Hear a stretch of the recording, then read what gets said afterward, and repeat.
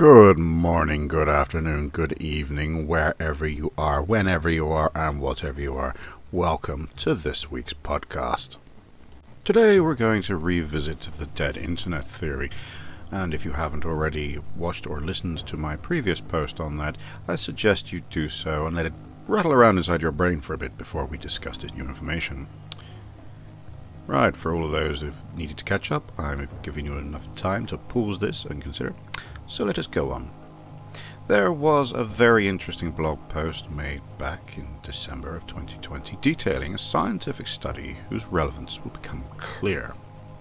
Researchers at Indiana University Bloomington have built simulations of social networks in which each node is an imaginary person with a random set of connection to other nodes. To model the real world, each simulated person has an unlimited attention span. They can only process a certain number of incoming messages.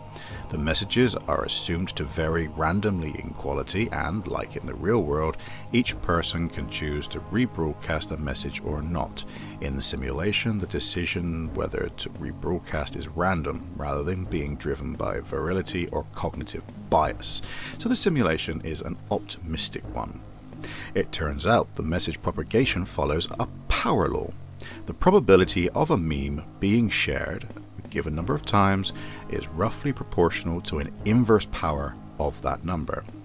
This turns out to mean that as the number of messages in the network rises, the quality of those which propagate falls. There's been a lot of concern as of late about algorithms, and rightly so.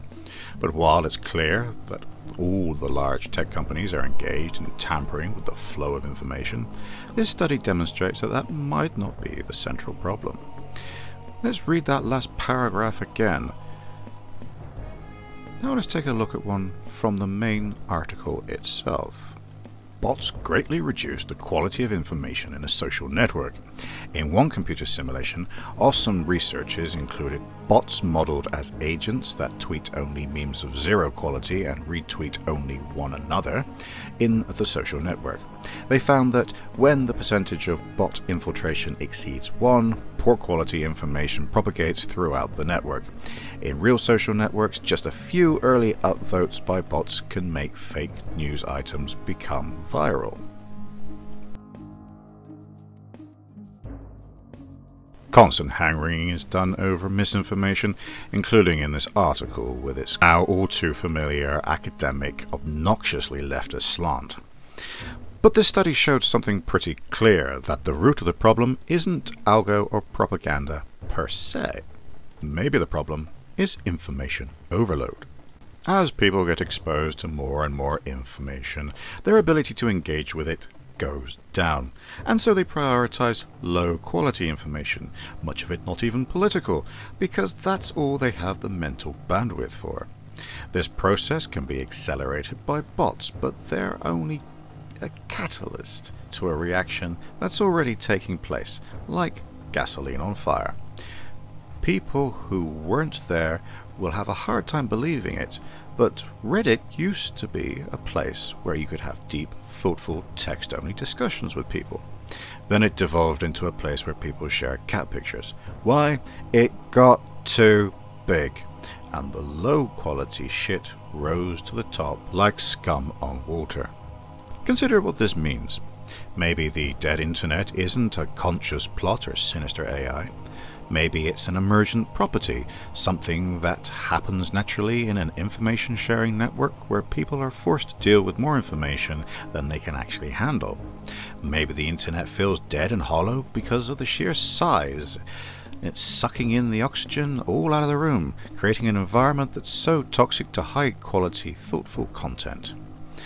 The traditional framing of Eternal September is that communities that get too big to fail because large communities acquire members faster than they can internalize culture. But maybe this is overthinking it. Maybe the problem is just the size itself. Force people to process too much information and you'll end up with garbage. And with this in mind, maybe the solution is less information overall. Take the study's methods as inspiration. This can be done with a simple random number generator. If you have a feed of 1,000 items, make a system pick 10 or 20 at random, trim it down, cut back the fire hose of content. And interestingly, this is a solution that both sides might agree to, as long as it was truly random. Wouldn't even have to trust Silicon Valley. You could implement this across various sites with a grease monkey script. Of course, most people will never do this on their own. It has to happen on the site level to make a big impact, and that's unlikely because SVs like money above all else.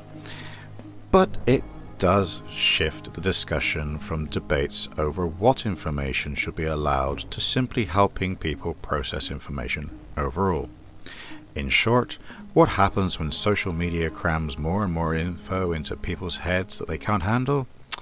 Well, I think this guy knows. Well, that's it for this episode. I thank you very much for listening, and I hope you found it informative and possibly even enjoyable. So until our next episode, I wish you a good day, good night, wherever, whenever, whatever you are. Thank you, and goodbye.